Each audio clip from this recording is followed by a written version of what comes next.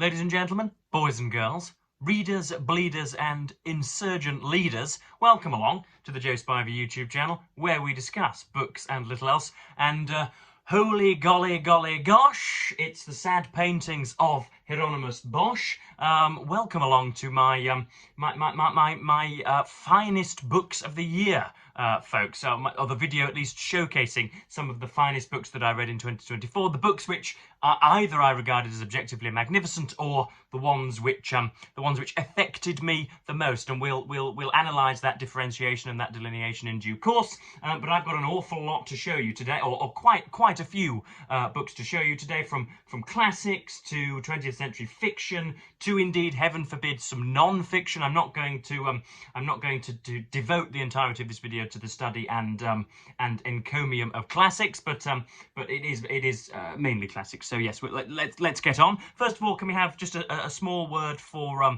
my centre partings? I try, like the perfectionist Hercule Poirot, to have both of my McDonald's M's entirely symmetrical on a daily basis, but very seldom do I succeed, and yet today I seem to have done so. I can say without fear of contradiction that they're perfect, but Vanity will likely shun her most slavish son, as I believe the commendable Joey Essex once said.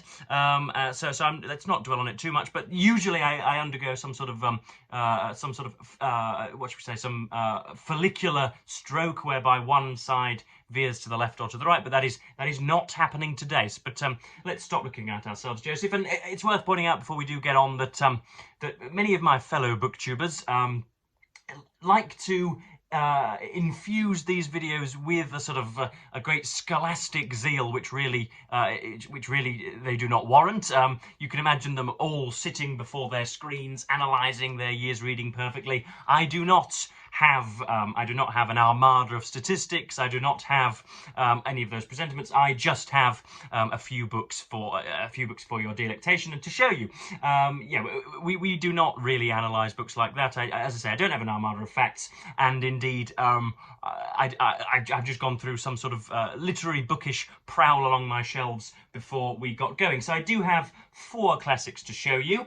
First of all, we have William Shakespeare's Macbeth. Now, I don't think, strangely enough, even though the enjoyment which this book necessitated, or this play necessitated, I didn't see fit to devote an entire video to it.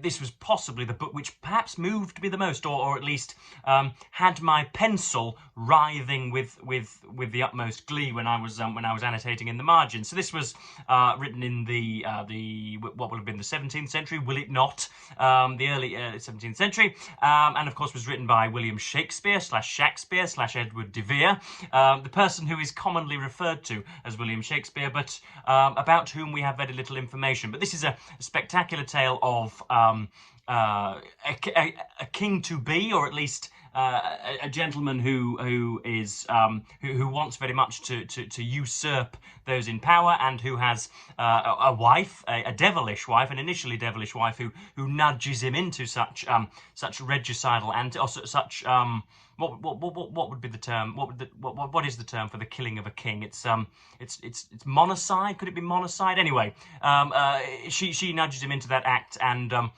what follows, of course, is utterly disastrous, and yet rather cathartic and magnificent. I've still got very many of the soliloquies. The Raven himself, his horse, that croaks the fatal entrance of Duncan under my battlements. Come, you spirits that tend on mortal thoughts, unsex me here, and fill up my blood, stop up the access of passages to remorse, and all the rest of it. I can quote and quote and quote until the cows come home, but shan't, both for my own modesty and indeed for your own sanity.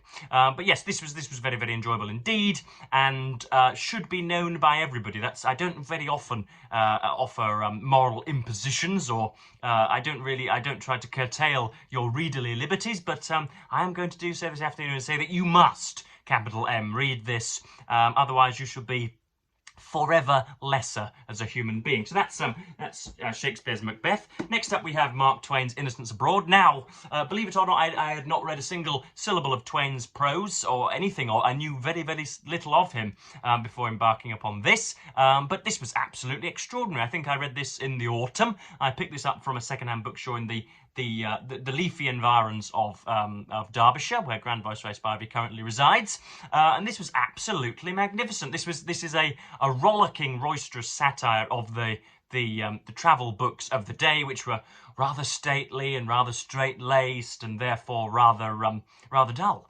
And but Twain satirises that and makes it the most fabulous thing that I read. One of the most fabulous things that I read this year. So it's the journeying across. Strangely enough, this depicts something in a Merseyside, even though this book never touches upon Liverpool.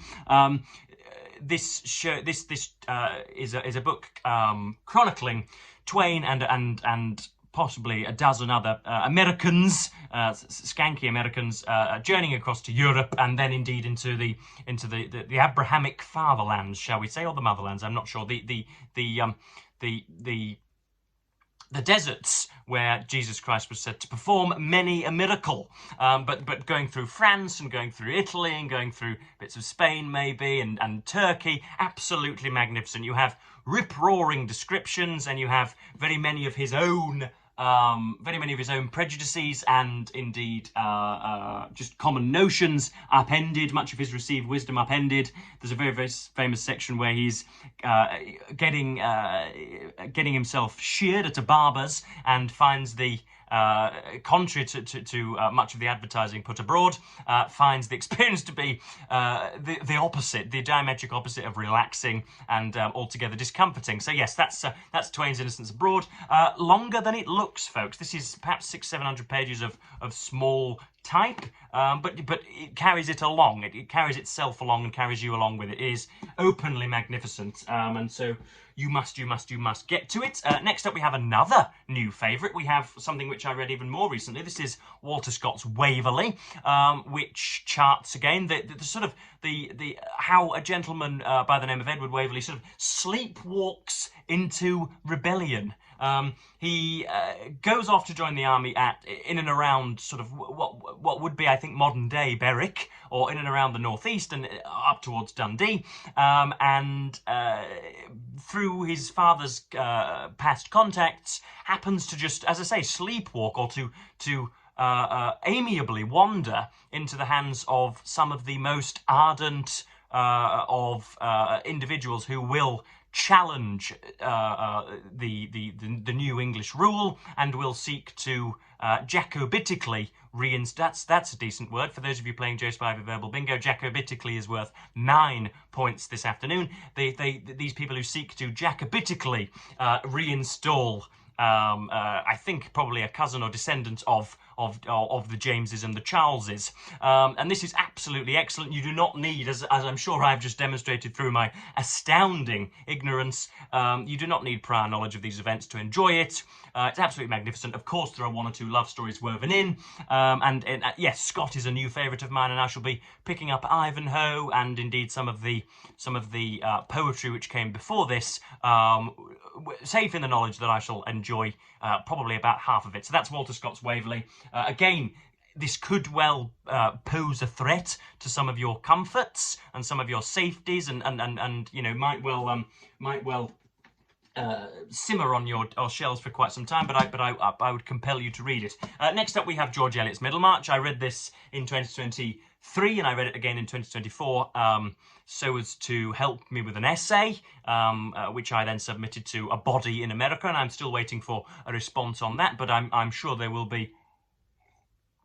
I'm sure that I will be probably upbraided for my uselessness, but we shall soon see. But yeah, this is George Eliot's Middlemarch, which is, I think, the finest book written in the English language. I have not read one that betters it, although I'm going to devote the next 4 or 5 decades to finding out if there is indeed a better English language novel out there. But this is, again, ostensibly, this features very, very little at all. You have a quiet village, or quiet hamlet in the Midlands, and you have 1 or 2 quiet ladies and 1 or 2 brash uncles and one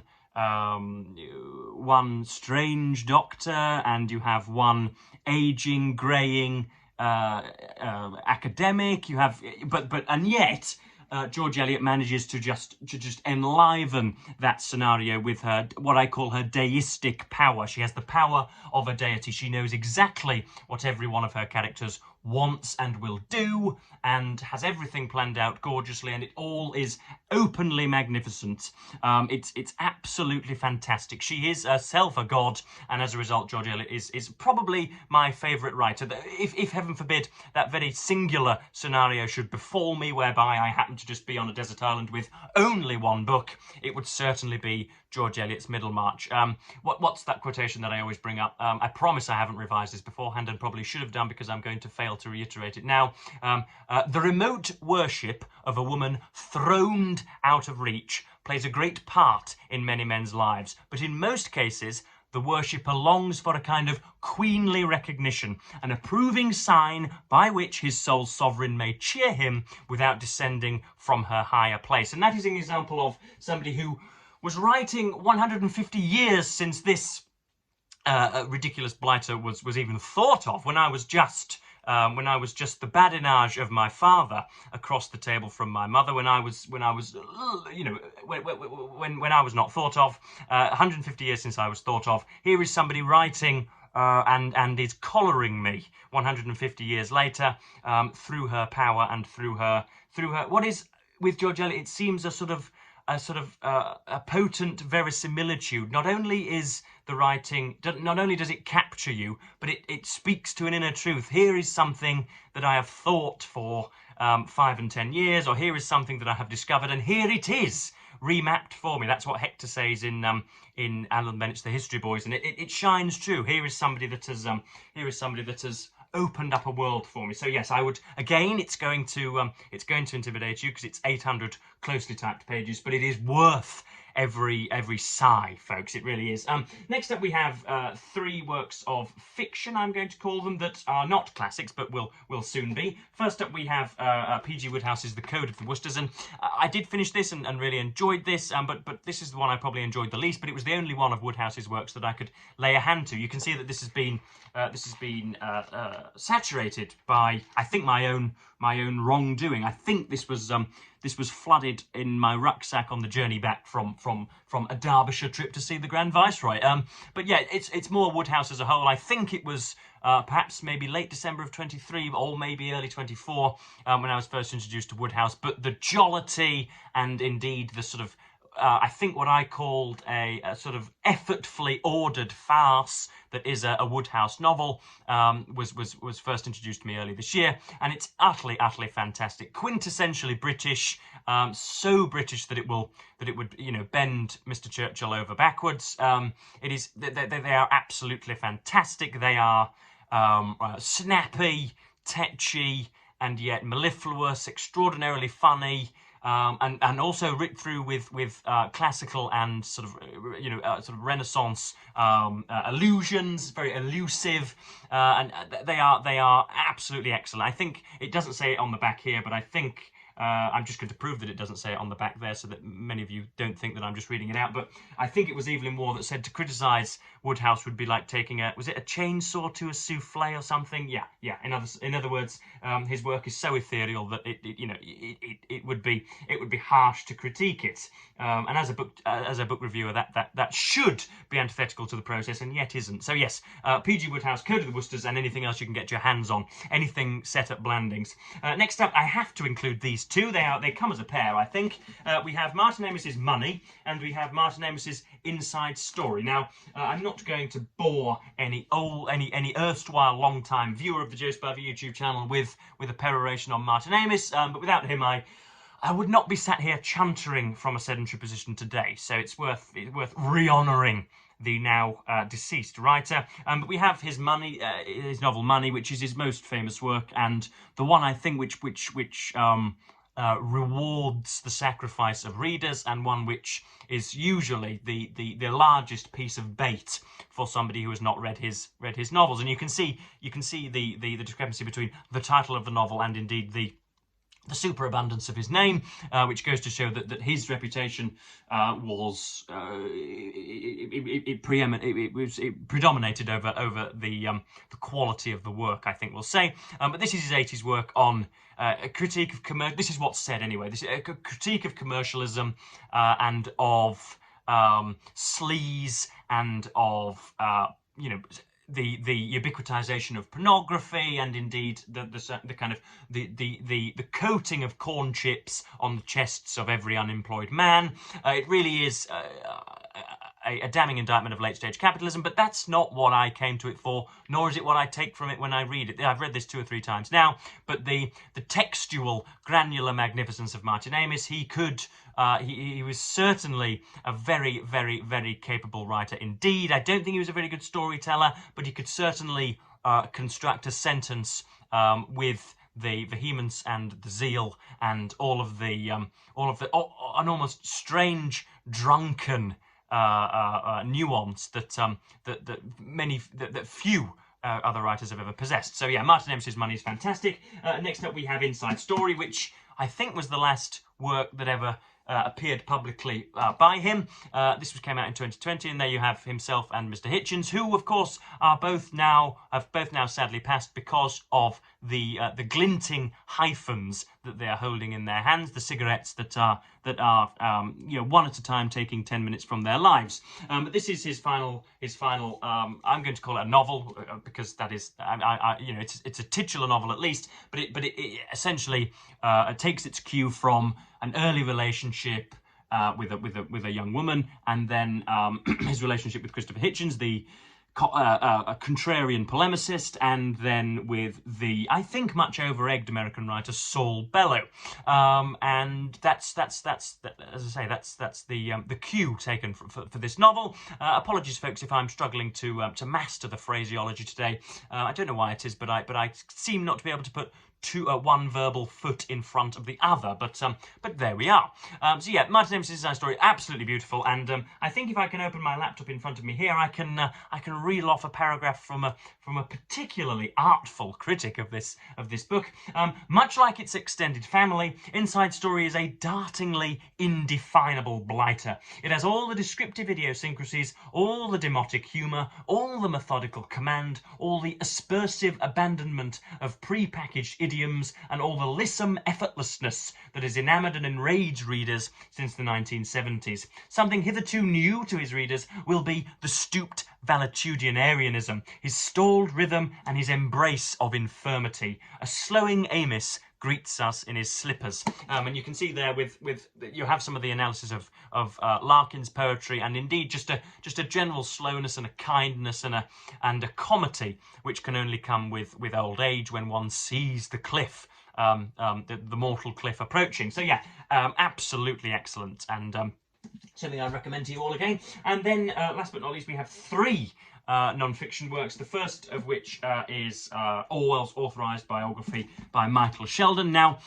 when indeed there was an attempted assassination on Donald Trump, when indeed he was facing criminal trials for the criminality which he displayed, when indeed there were race riots here in August, and a great many xenophobes took to the streets and decided to throw stones at the property of ethnic minorities, and decided to follow the words of Andrew Tate and burn down hotels in which were housed asylum seekers. George Orwell's words were much misappropriated, folks, or much appropriated for wrongful means, to further wrongful ends and means. And so whenever we read Orwell or anything about him, there is a sort of there is a shakiness about us, because so often has this man's name been aped, so often has his methods and words been aped in order to further strange ends. But yeah, this is a very, very nice biography that looks more at, thankfully anyway, more at the literary works, Keep the Aspidastra Flying, Coming Up for Air, and the short story about him being in an audience witnessing a killing, and much else besides, and obviously, of course, his early struggles, his vagrancy in Paris, and indeed his difficulties at school, at Eton and Co. So yeah, this is a very, very nice biography, and something which, because it was written, I think, prior to fibre optic broadband and bidirectional digital media, does not seek to. He doesn't want to either recover the reputation of Orwell, nor does he want to twat him on the head, if I could coin some vernacular, and I shall. So yeah, I liked this book as much for its what's the word I'm looking for? As much for its non-partisanship as for its actual magnificence. So yes, that's Michael Sheldon's Orwell authorised biography. And then we have James O'Brien's How They Broke Britain. And there are very, very many wifeless, bald men who possibly drive a van, who possibly fix boilers, who quite possibly have never read a greeting card since they were 17, who are very, very angry, who are extraordinarily angry that I have had the gall to raise such a title to their faces, if indeed they have found their way over to the verbose and prolix Joe Spivey YouTube channel. This gentleman seems to be the enemy of many at the moment. This is James O'Brien, who is a radio host and has written perhaps the best charge sheet against the madness of British politics of the last 5 or 10 years of the post-Cameron period. And here he looks at Britain's disastrous departure from the European Union, its embarrassment on a global scale, its enforcement of economic sanctions upon itself by voting to depart from the European Union, and again, much else besides, and looks at the, 12 people, maybe 8, 9 people, from Rupert Murdoch to Andrew Neil, to Nigel Farage, to Dominic Cummings, to Paul Dacre, to Johnson and to Truss, and I think even in the paperback to Sunak, at how Britain was broken. It is slightly dogmatic and slightly ideological, I think, bends the scenario to fit the reasoning rather than amends the reasoning to fit the scenario, rather more than it should, and gets a little bit carried away. But it is openly magnificent and is the most sober, clearest, and I think most pincered indictment against Johnsonian idiocy that has been published this year, and that I think speaks to its success. So that's How They Broke Britain by James O'Brien, a sniff at 200 or 300 pages, but yeah, absolutely magnificent. Of course, he is put up as a scion of the liberal elite, which new members of the online right seem to detest, and yet can't name 4 or 5 members of such a cadre. So yes, so James incurs an awful lot of undue criticism, I feel, but he's big enough, bold enough, and brave enough to fend that off. So that's James O'Brien's How They Broke Britain. And then last but not least, we have Ian Kershaw's biography of Hitler, which was 1,000 pages long, which I reviewed in 3 parts on this channel a month or so ago for NonFiction November. And again, when an American president is rightly compared, when his tactics and his rhetoric and his anti-democratic demeanour is rightly compared to, is rightly synonymized with the Hitlerian antics of the 1930s and 40s. There's an awful lot of traction that can be that this book can have, and there are an awful lot of people trying to make slightly limp-wristed and erroneous comparisons to modern culture, but indeed it manages to do, of course, because it was written before the political rise of Donald Trump. It has a stateliness, and it has again something of a fence-sitting nature, which I quite liked. And yeah, it didn't pull any punches on Adolf Hitler, but it didn't go absolutely mad either. It did attempt to understand the psychology of somebody who would knowingly ship 6 million people off to their gassed deaths, unfortunately, and it forces us to apprehend very many difficult truths as per usual. So yes, that's Ian Kershaw's Hitler, and those were the 1, 2, 3, 4, 5, 6, 7, 8, 9, 10 best books that I read this year, or at least books that, as I say, that moved me most. So I've somehow gone on for 25 minutes despite not quite feeling on my A game. So I think that'll do for you folks. Of course, it's we are nearing the Christmas period, and so I will be stuffing myself with turkey and watching meretricious rubbish on the television rather than sort of reading and prevaricating on the screen for you. So I have been reading Anne Bronte's The Tenant of Wildfell Hall, and so I might stick a review in your faces before Christmas. and then afterwards I'll look at hopefully some of the books which have been bought for me on the 25th. But yeah, other than that, I hope you found this video satisfying. Please, of course, do let me know which books you particularly enjoyed this year, and if you were also privy to reading some of the books that I've mentioned today, let me know what you thought of those as well. So I'm going to go and watch Chelsea Association Football Club molest Everton at Goodison Park, and indeed hope that you guys are having as pleasant a Sunday as I am, rattling around this apartment. And yeah, as per usual, folks, thank you ever so much for watching, and say goodbye.